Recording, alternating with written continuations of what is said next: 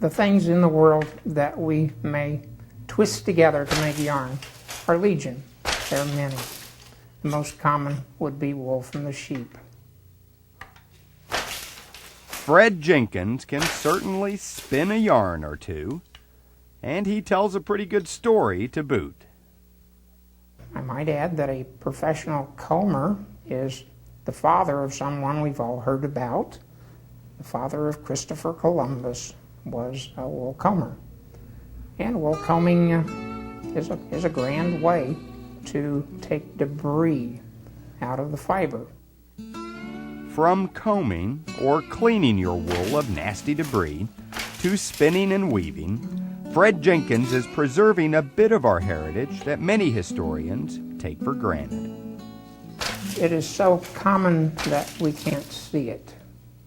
The common tasks, they were so common and so prevalent in every household that they were not worthy of note, at least in most journals. That wouldn't have been an entry. Common or not, the making of fabrics used to be an undertaking that required a helping hand from just about everyone in the family.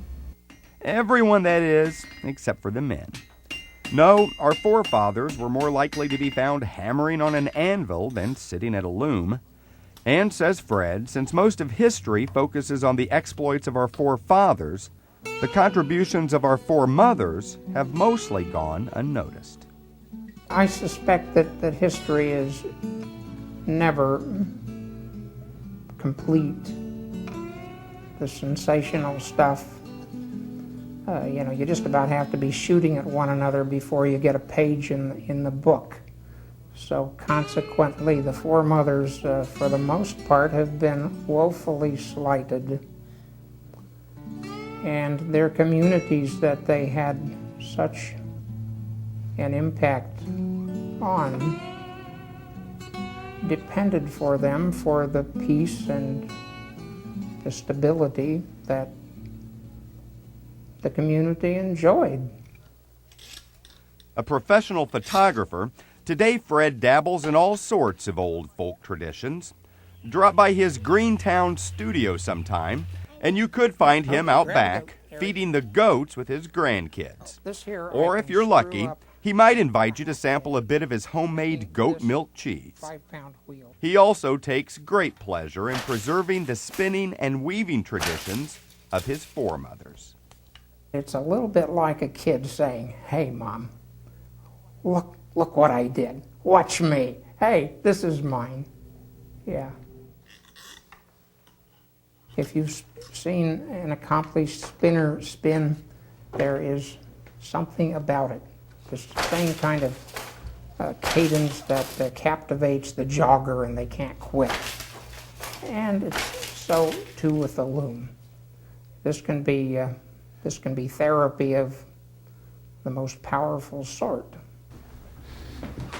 And speaking of therapy, when Fred was told to exercise more after heart bypass surgery, he got an exercycle and started pedaling. But he found it boring, so Fred invented a way to make his exercise a bit more interesting. So I have a rather conventional head, a flyer, and a bobbin that does what flyers and bobbins are supposed to do, and it's powered by an exercycle. What's this thing here called? Today, Fred says one of his greatest joys is sharing these old traditions with his grandkids. Granddaughter Abby travels with Grandpa to give demonstrations at area schools, and Eric enjoys spinning his own yarns now and then. You have to put the hook through the orifice and thread that. Go. Words fail. They really fail. I see beautiful things happening when I see busy fingers and their pleasure in it.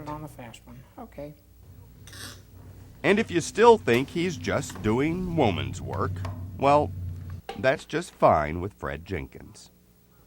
I would nod in the affirmative, yes it is, and I would probably smile when I tell him This is a wonderful excuse for hanging around with some wonderful women.